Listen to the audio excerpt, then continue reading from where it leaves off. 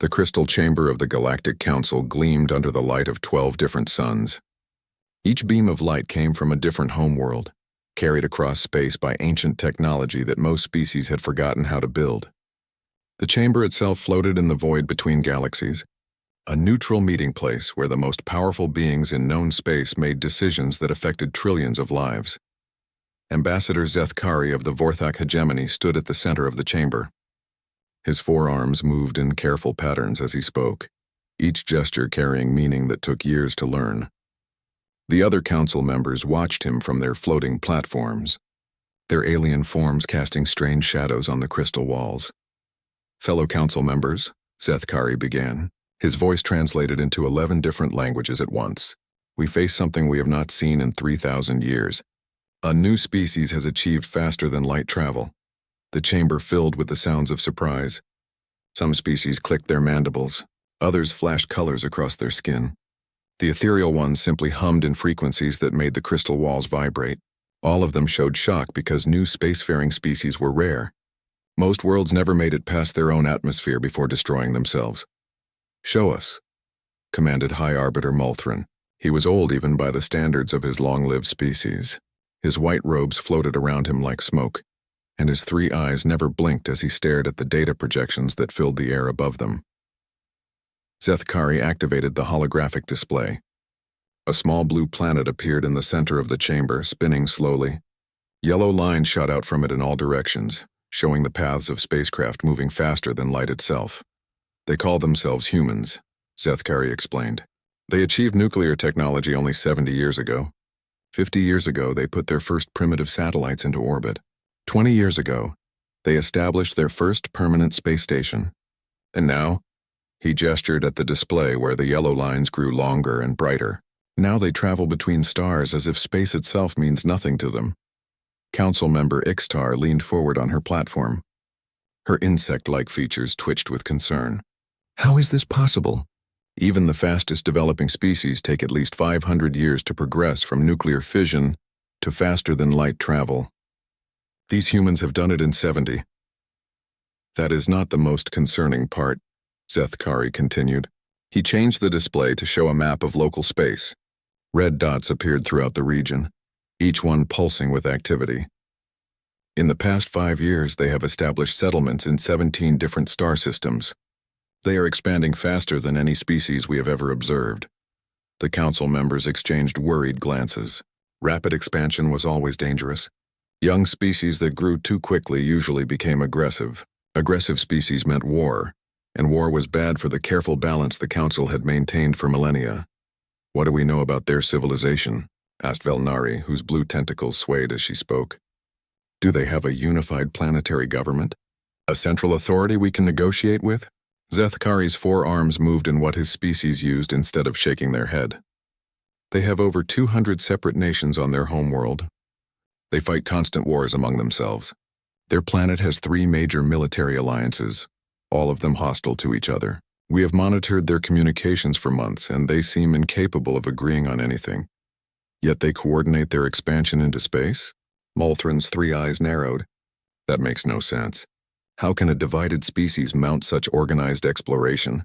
"We do not know," Zethkari admitted. "Their expansion appears chaotic, but it covers territory with remarkable efficiency.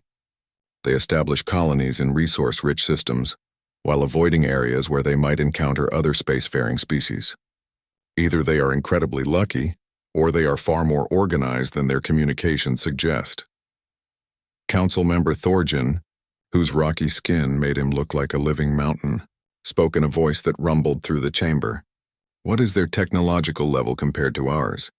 "Primitive in most areas," Zethkari replied. "Their weapons are crude kinetic projectiles and simple energy beams.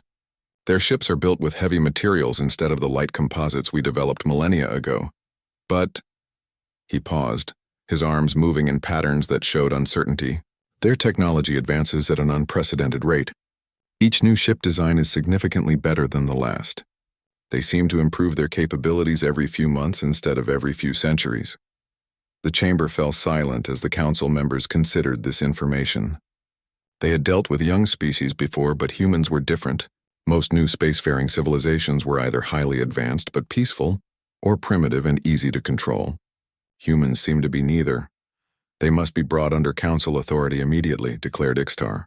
A species this aggressive and rapidly advancing poses a threat to galactic stability. I agree, rumbled Thorjin. But they are spread across 17 systems. If we wait too long, they might become too numerous to control easily. Velnari's tentacles twisted with worry. Should we destroy them while they are still weak?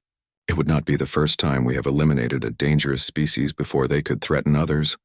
No, Molthrin said firmly. The Council does not commit genocide unless there is absolutely no alternative.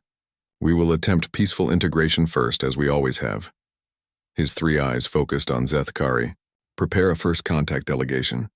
We will offer them the standard options. Zethkari bowed, his forearms crossed over his chest. Yes, High Arbiter. Should we send our most powerful dreadnought to demonstrate Council strength? Of course, Molthrin replied. Young species always respond better to diplomacy when they understand the consequences of refusing it. Prepare the eternal judgment for departure.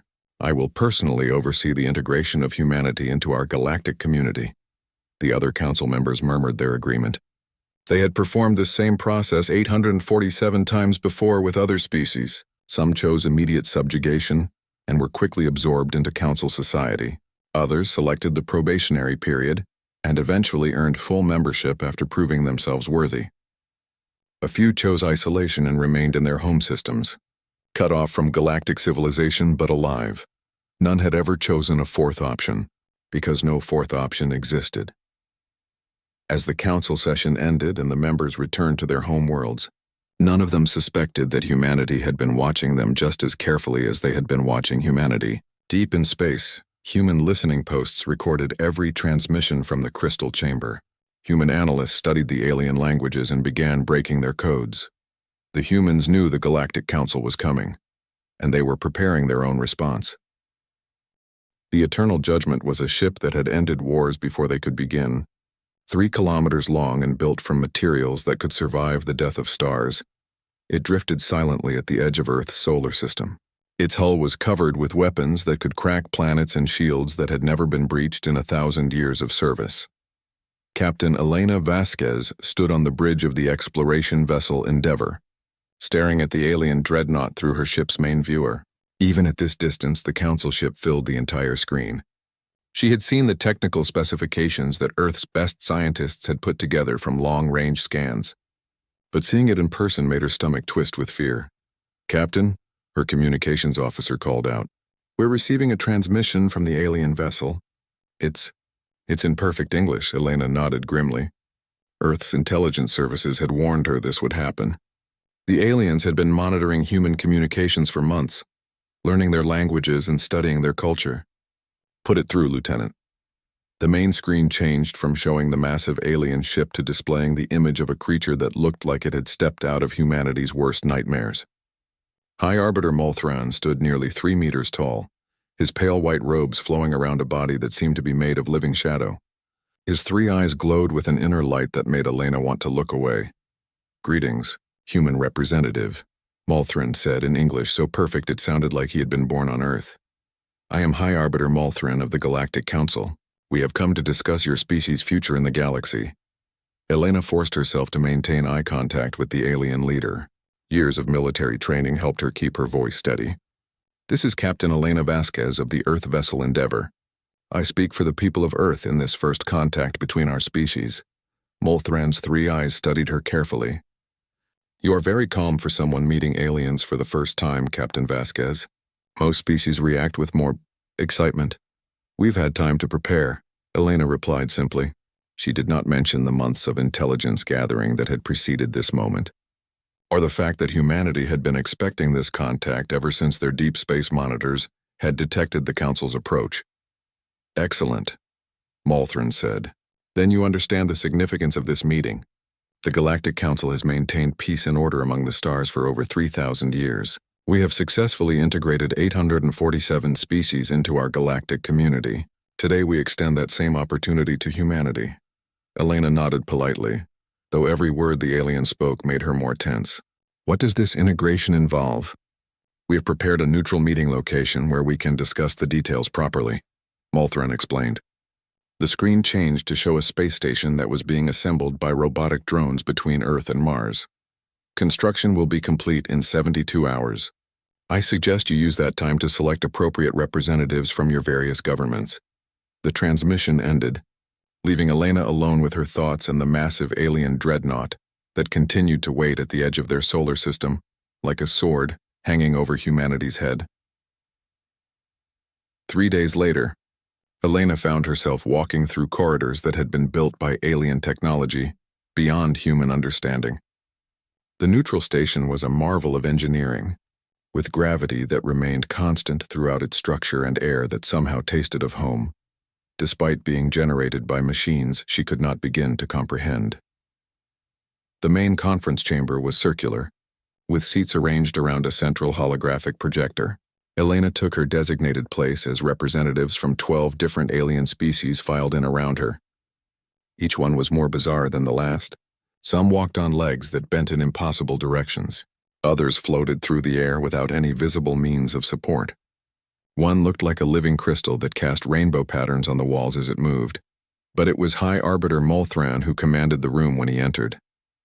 The alien leader moved with a grace that seemed to defy physics, his robes flowing around him like liquid mercury. He took his place at the head of the circle and gestured for the meeting to begin. "Captain Vasquez," he said, his voice carrying easily through the chamber without any apparent amplification. "Thank you for coming. Before we begin, I should explain who we are and what we represent." The holographic projector activated, filling the center of the room with a three-dimensional map of the galaxy. Thousands of stars glowed with different colors, each one representing a different member species of the Council. "The Galactic Council represents the most advanced civilizations in known space," Molthran continued. "We have maintained peace for millennia through careful diplomacy and collective security. Every spacefaring species eventually becomes part of our community, contributing their unique abilities to the common good." Elena studied the map carefully, noting the patterns of Council control. They dominated the galaxy's central regions, with their influence extending through most of the major trade routes and resource-rich systems. Humanity's 17 colonies were tiny specks on the edge of their vast territory. "Now," Molthran said, "we must discuss humanity's integration into this community. We understand that your species is fractious. You have multiple governments and frequent conflicts. This complicates matters, but it is not insurmountable." The hologram changed to show 3 different scenarios, each one illustrated with moving images that made Elena's blood run cold. "You have 3 options," Molthran explained. "First, immediate subjugation. Your species would be placed under direct Council oversight. Your governments would be dissolved and replaced with administrators chosen by us. Your military would be disbanded and your technology regulated. In return, you would receive the protection and guidance of our most advanced civilizations." The first scenario showed human cities being occupied by alien forces, while human leaders were led away in restraints.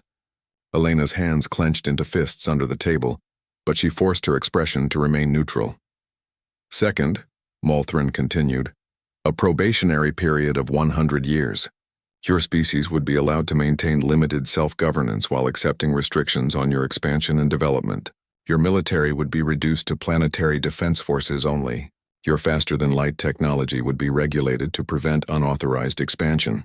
After proving yourselves capable of peaceful coexistence, you would be granted full membership in the Council." The second scenario showed human colonies being abandoned and their populations relocated to approved worlds under alien supervision. Human ships were shown being retrofitted with devices that Elena assumed were some kind of control mechanism. Third, Molthran concluded, complete isolation. Your species would withdraw to your home system and accept a complete technological embargo. You would be forbidden from developing or using faster-than-light technology. In return, you would be left alone to govern yourselves as you see fit. The final scenario showed humanity trapped in the Sol system, while alien ships patrolled the borders, turning back any human vessel that tried to leave. Elena sat in silence as the implications sank in. Every option involved humanity giving up their independence and accepting alien control over their destiny. The only variable was how much freedom they would be allowed to keep. "These are the same options offered to all species," Molthran said. Every civilization that has achieved faster-than-light travel has chosen one of these paths. It is simply the way things are done. Elena looked around the chamber at the alien representatives, all of them watching her with expressions she could not read. Some seemed sympathetic. Others appeared hostile. All of them clearly expected humanity to choose one of the three options without question. "I need to consult with Earth's leadership," Elena said finally. "This decision affects all of humanity, not just those present here." Molthran nodded graciously. "Of course. You have 24 hours to reach a decision. We understand the magnitude of what we ask, but the galaxy cannot wait indefinitely for humanity to accept reality." The emergency session of Earth's World Defense Council convened in a bunker deep beneath the Swiss Alps. Representatives from every major nation sat around a massive table that had been designed to survive nuclear war. Today they faced something that might be worse than nuclear war: the complete subjugation of the human race. Elena stood at the head of the table, her uniform wrinkled from the long journey back to Earth. The holographic displays around the room showed the same three scenarios that Molthran had presented, but now they were accompanied by Earth's own analysis of what each option would really mean for humanity. President Chen of the Pacific Federation spoke first. "Captain Vasquez, what is your assessment of their military capabilities?" Elena gestured to the tactical displays. "Their technology is thousands of years ahead of ours. The ship that brought their representative could probably destroy every military installation on Earth within hours. Based on our scans, their hull materials are unlike anything we've ever seen. Their weapon systems show energy signatures that our physicists say should be impossible." General Martinez of the American Union leaned forward. "What about their numbers? How many ships do they have?" "Unknown," Elena admitted. "Intelligence estimates suggest each member species contributes ships to a collective fleet, but we don't know the total size. What we do know is that they claim to have successfully integrated 847 different species over 3,000 years. Even if each integration only required a small fleet, the numbers are overwhelming." Chancellor Weber of the European Alliance looked grim. "Then we're talking about capitulation. The only question is which form of surrender we choose. The probationary period seems like our best option," suggested Prime Minister Okafor of the African Coalition. 100 years is a long time, but it's not forever. Our children's children might eventually earn full membership in their galactic community." Elena shook her head. "I don't think you understand what they're really offering. The probationary period means dismantling everything we've built in space. Our 17 colonies would be abandoned or placed under alien oversight. Our military would be reduced to glorified police forces. We'd become a client state dependent on them for everything." "As opposed to what?"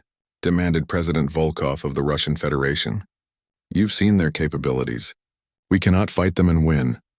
Before Elena could respond, her communications officer entered the room carrying a data pad that glowed with urgent priority markers. "Captain, we've received the reconnaissance reports from deep space operations." Elena's heart began to race. For months, Earth's most advanced scout ships had been conducting secret surveillance missions in the outer regions of the galaxy. If they had returned with new intelligence about the Council's capabilities, she took the datapad and quickly scanned its contents. What she read made her pulse quicken with something that felt dangerously like hope. "Ladies and gentlemen," Elena said, her voice cutting through the worried murmur of conversation, "I need to share some classified information that changes everything we thought we knew about our situation." She activated the room's central display, which showed a detailed map of Council territory based on months of covert reconnaissance. Red markers indicated military installations, blue markers showed major population centers, and yellow markers marked critical infrastructure like communication relays and supply depots. "Our deep space reconnaissance has been active for the past 8 months, Elena began. "While the Council was studying us, we were studying them. What we discovered is that their appearance of overwhelming strength may be largely illusion."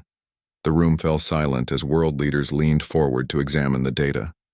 "First, their military assets are spread incredibly thin across thousands of star systems. The Eternal Judgment at the edge of our solar system appears to be one of only 12 ships of its class in the entire galaxy. Most Council patrol vessels are actually automated drones with minimal crews." Chancellor Weber frowned. "Even if their forces are spread thin, their individual ships are still vastly superior to ours." "That's true," Elena agreed. But superior technology means nothing if it's not properly maintained or operated. Our reconnaissance teams observed several council installations where the aliens seemed to be operating equipment they didn't fully understand. Many of their most advanced systems appear to be ancient technology that they've inherited rather than developed themselves. General Martinez studied the tactical display with professional interest. Are you suggesting their military is incompetent? Not incompetent, Elena clarified. Complacent. They've maintained peace through intimidation for so long that they've forgotten how to fight a real war. Most of their member species haven't engaged in serious military conflict for centuries. They've become bureaucrats and administrators, not warriors. President Chen looked skeptical. Even if that's true, they still have numerical superiority and better technology. How does this change our situation? Elena smiled grimly as she activated another display. This one showed the locations of humanity's 17 colonies, but with additional information that made several world leaders gasp in surprise. Our expansion wasn't random, Elena explained. Every colony we established was positioned for strategic value.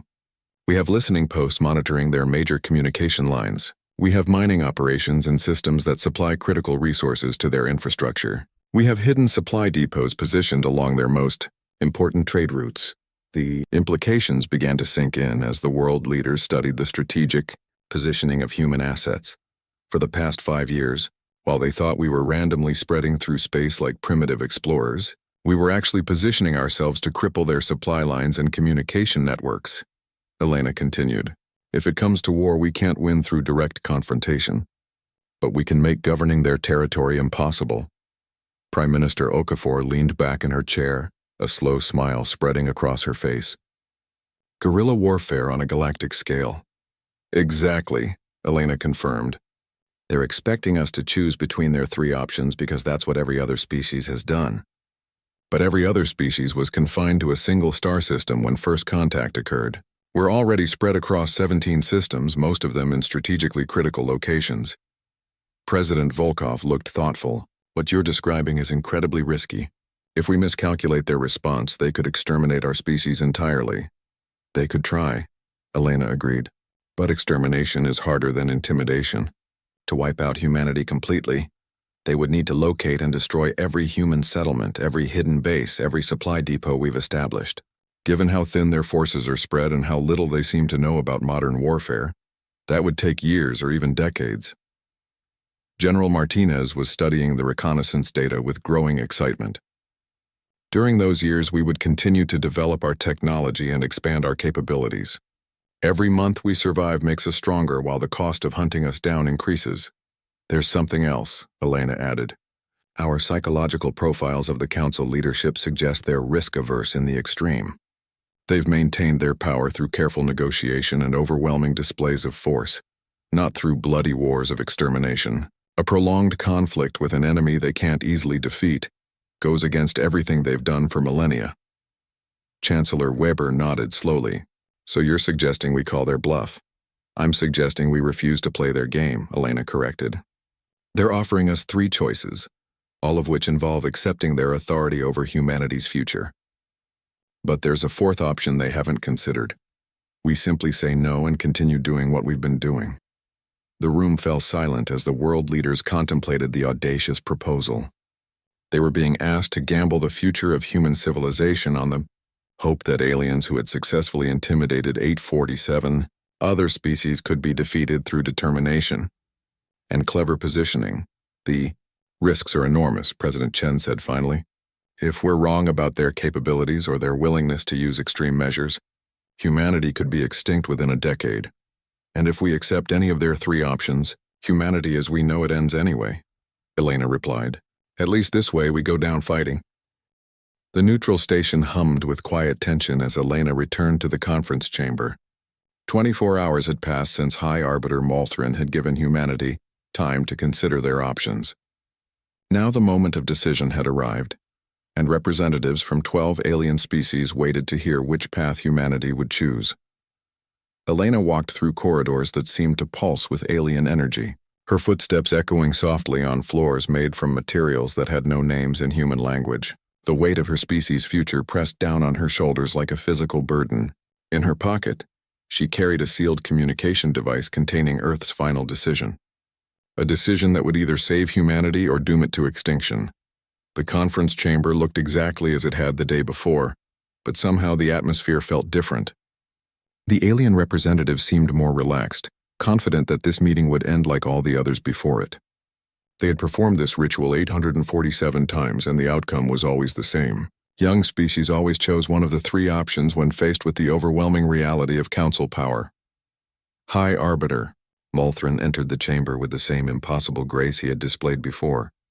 His three eyes swept across the assembled representatives before settling on Elena with what might have been satisfaction.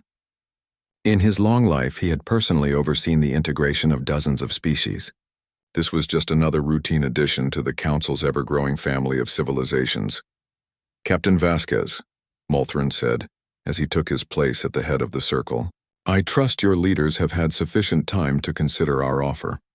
Integration into the galactic community is always a momentous step, but I am confident that humanity will make the wise choice. Elena remained standing as the alien representatives settled into their various forms of seating. Some sat on chairs that had been specially constructed for their unique physiologies. Others floated in energy fields that supported their bodies. The living crystal that served as representative of the ethereal ones simply hovered near its assigned position, casting rainbow patterns on the chamber walls. High Arbiter, Elena began, her voice carrying clearly through the chamber's perfect acoustics. Earth's leaders have indeed considered your generous offer very carefully. We have debated the merits of each option and weighed them against our species' needs and values. Molthran nodded approvingly. Excellent. I am pleased to hear that humanity approaches this decision with the seriousness it deserves. Which path has your species chosen? The chamber fell completely silent. Even the ambient hum of the station's life support systems seemed to quiet as 12 alien civilizations waited to hear humanity's response to an ultimatum that had never been refused in 3,000 years of galactic history. Elena looked directly at High Arbiter Molthran, meeting his three-eyed gaze without flinching. She thought of the reconnaissance reports hidden in Earth's most secure facilities. She thought of the 17 human colonies positioned at critical points throughout Council territory. She thought of the billions of humans who had never asked for alien protection and had never agreed to alien rule over their destiny. She spoke a single word, her voice calm and clear. No. The silence that followed her response was so complete that Elena could hear her own heartbeat. The alien representatives sat frozen in place, their various forms of expression showing the same emotion, complete bewilderment. Ambassador Zethkari was the first to break the silence, his forearms moving in agitated patterns that Elena had learned indicated confusion. I do not understand, human representative. You said no, but that is not one of the options we provided. Which of the three paths does humanity choose? None of them, Elena replied simply. Humanity rejects all three options. We will not submit to subjugation, we will not accept a probationary period, and we will not withdraw to our home system. We choose a fourth path. We will continue expanding through space as free beings, and we will resist any attempt to control us. The chamber erupted in sounds that Elena's translator couldn't process. Some aliens clicked their mandibles rapidly. Others flashed colors across their skin in patterns that hurt to look at directly. The ethereal one's humming became so intense that the crystal walls of the chamber began to vibrate in harmony. High Arbiter Molthran raised one hand, and the chamber fell silent again. His three eyes had narrowed to thin slits, and when he spoke, his voice carried an edge that had not been there before. Captain Vasquez, he said slowly, I believe there has been a translation error. No species has ever refused the integration protocols. Perhaps your leaders misunderstood the consequences of rejecting Council authority. There was no translation error, Elena replied calmly, and our leaders understand the consequences perfectly. You threaten us with war if we don't submit to your control. Very well. If you choose to attack us, you will discover that humanity does not surrender easily. The alien representatives exchanged glances that Elena couldn't interpret, but their body language suggested growing alarm. This was clearly not how these meetings were supposed to proceed. Ixtar leaned forward on her platform, her insect-like features twitching with agitation. Human, you do not seem to comprehend your situation. The Council fleet contains millions of vessels. Our technology is thousands of years more advanced than yours. Your entire species could be exterminated within days if we chose to take military action." Elena smiled, and something in that expression made several of the aliens shift uncomfortably in their seats. "Could you?" "Because our intelligence suggests otherwise." She activated the holographic projector without asking permission, filling the chamber with detailed images of council installations and military positions. The aliens stared in shock at reconnaissance data that showed their most secure facilities in perfect detail. "For the past 8 months, while you were studying us, we were studying you," Elena explained. "We know exactly where your major military assets are located. We know how thin your forces are spread across the galaxy. We know that most of your patrol ships are automated drones with skeleton crews." High Arbiter Molthran's 3 eyes were now wide with something that looked like fear. "How did you obtain this information?" "Our installations are protected by the most advanced security systems in the galaxy." "Apparently not advanced enough," Elena replied. "Humanity has established 17 colonies in the past 5 years. What we didn't mention is that each of those colonies was positioned for maximum strategic value. We have listening posts monitoring your communications. We have mining operations and systems that supply critical resources to your infrastructure. We have supply depots positioned along your most important trade routes." The holographic display changed to show the positions of human colonies overlaid on Council territory. Even Elena was impressed by how perfectly humanity had positioned itself to cause maximum disruption to Council operations. "If you choose to attack us," Elena continued, "we will not attempt to fight your dreadnoughts in open space. Instead, we will cripple your supply lines, jam your communications, and make it impossible for you to coordinate military operations across your territory. Every day the war continues, we will become stronger while the cost of finding and destroying us increases." Velnari's blue tentacles writhed with distress. "This is madness. Even if you could disrupt our operations temporarily, you cannot win a war against the entire galaxy." "We don't need to win," Elena explained patiently. "We just need to make the cost of controlling us higher than the benefit of leaving us alone. Based on our analysis of Council psychology, you prefer negotiated solutions to bloody conflicts. A prolonged guerrilla war against an enemy you can't easily locate or defeat goes against everything you've done for the past 3 millennia. Thorjan's rocky features showed what Elena interpreted as grudging respect. "You are either very brave or very foolish, human. Perhaps both." "We're realistic," Elena corrected. "Your 3 options all lead to the same result: the end of human independence. At least our way gives us a chance to remain free." High Arbiter Molthran sat in silence for a long moment, his 3 eyes studying Elena with an intensity that made her skin crawl. When he finally spoke, his voice was quiet and deadly serious. "Captain Vasquez, you are asking us to accept something that has never been accepted in the history of galactic civilization. You want to exist outside Council authority while continuing to expand through space. This sets a precedent that could destabilize everything we have built." Elena nodded. "Yes, it does. And that's exactly why you're going to let us do it." The silence in the conference chamber stretched for what felt like hours but was probably only minutes. High Arbiter Molthran sat motionless, his 3 eyes fixed on Elena with an intensity that made the air itself seem to crackle with tension. The other council representatives waited for his response, their alien features showing various degrees of shock, fear, and confusion. Elena stood calmly in the center of the chamber, her hands clasped behind her back in a military posture that projected confidence she didn't entirely feel. Inside, her heart was racing as she waited to learn whether her species had just secured its freedom or signed its death warrant. "Explain," Molthran said finally, his voice barely above a whisper. Elena activated the holographic projector again, showing a new display that made several council members recoil in their seats. This time, the projection showed detailed intelligence on the internal politics of council member species, including several that appeared to be on the verge of civil unrest. "Your galactic community is not as stable as you pretend," Elena began.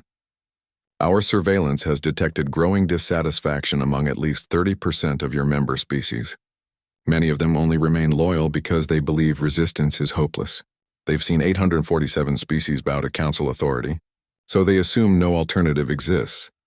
She gestured to specific data points that highlighted economic inequality, resource distribution problems, and political tensions throughout council territory.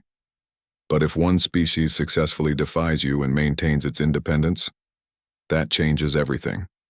Suddenly, other species will begin to wonder if they too could break free from council control.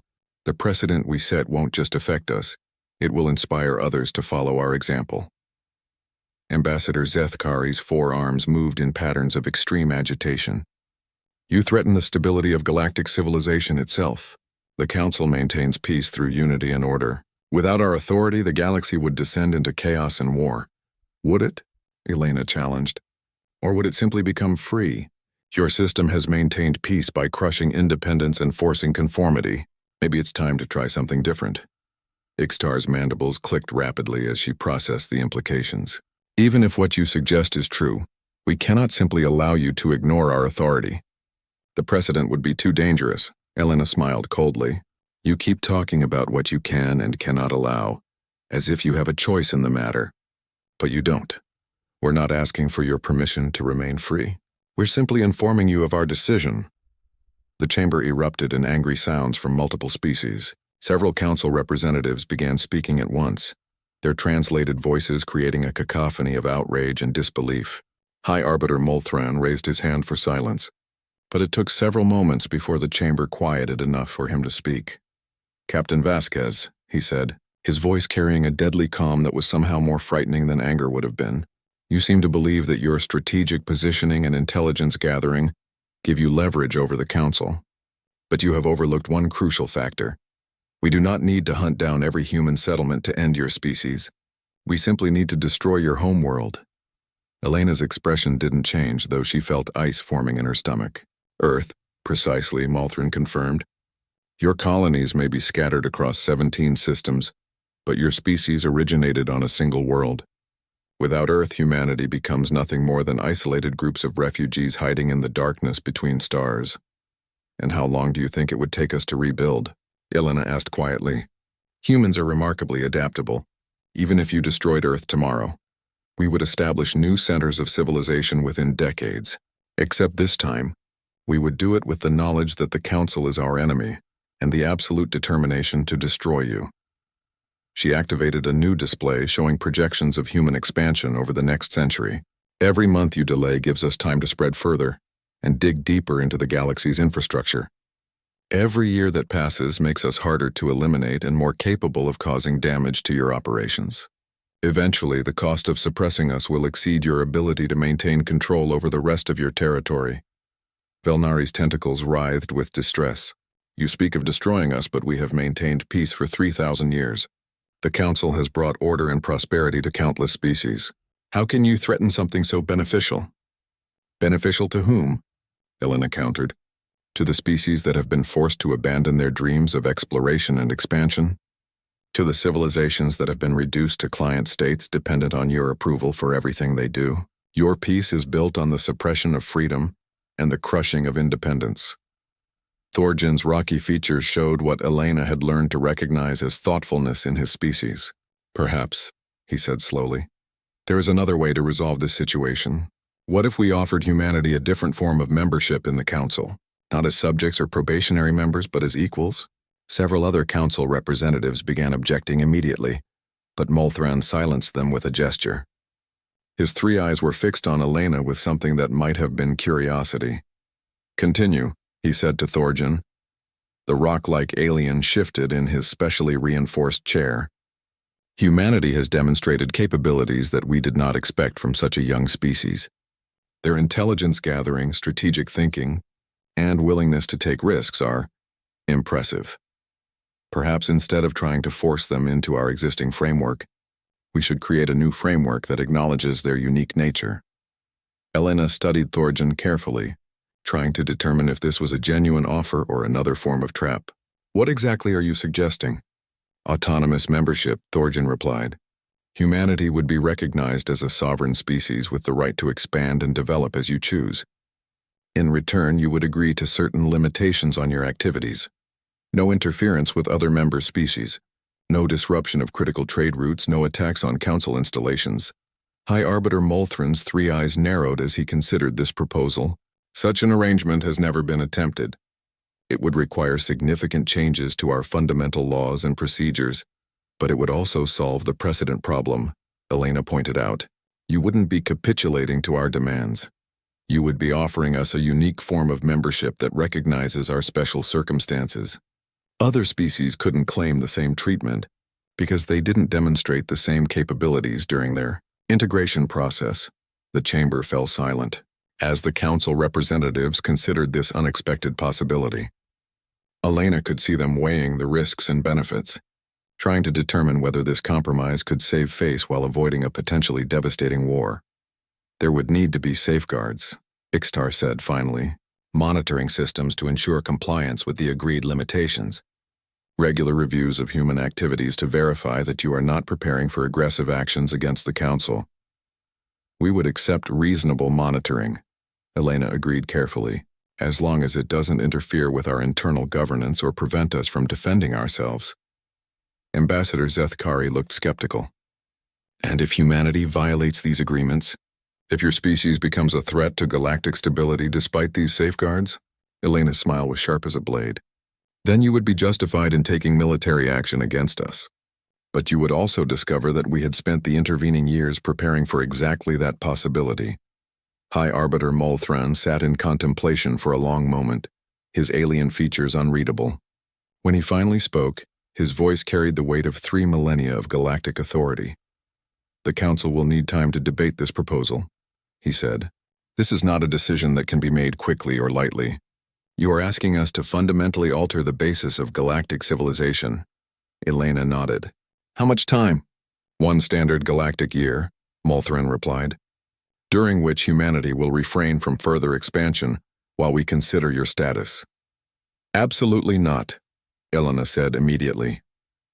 We will not halt our expansion while you debate our right to exist as free beings. 6 months and we continue our current activities during that period. The 2 leaders stared at each other across the chamber, neither willing to back down. Finally, Molthran spoke again. 6 months, he agreed.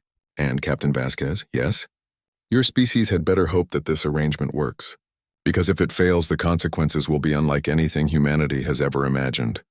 Elena's smile never wavered. High Arbiter, if this arrangement fails, the consequences will be unlike anything the galaxy has ever imagined. As the council session ended and the alien representatives departed, Elena stood alone in the conference chamber. Through the transparent walls, she could see the Eternal Judgment beginning to power its engines for the journey back to Council space. She activated her communication device and sent a brief message to Earth. Mission accomplished. Humanity remains free. The single word no had shattered the illusion of inevitable compliance that the galactic order had been built upon. Now the galaxy would learn what happened when an unstoppable force met an immovable object, and discovered that sometimes the object moved anyway.